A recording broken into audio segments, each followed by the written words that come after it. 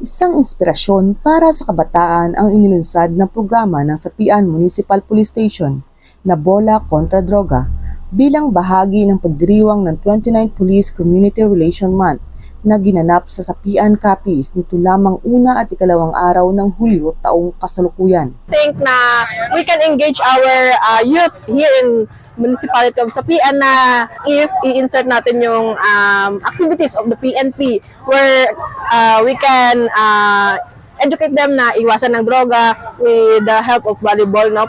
Ang inisyatibang ito ay naisakatuparan sa pakikipagtulungan ng Sapian Local Government Unit, Municipal Social Welfare and Development Office at Sapian Kabataan Kontra Droga at Terorismo o KKDAT. We are very happy and lucky enough that the Sapian PNP Police conducted this event.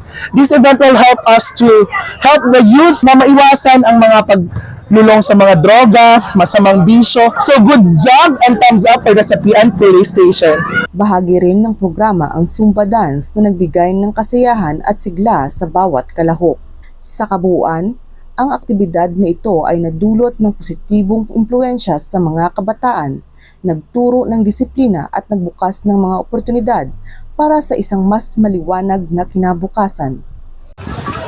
Mula dito sa Sapian Capiz, ako ang inyong Police News Network Correspondent, Patrolwoman Charmaine Balunsat, alagad ng batas, tagataguyod ng Balitang Pulis.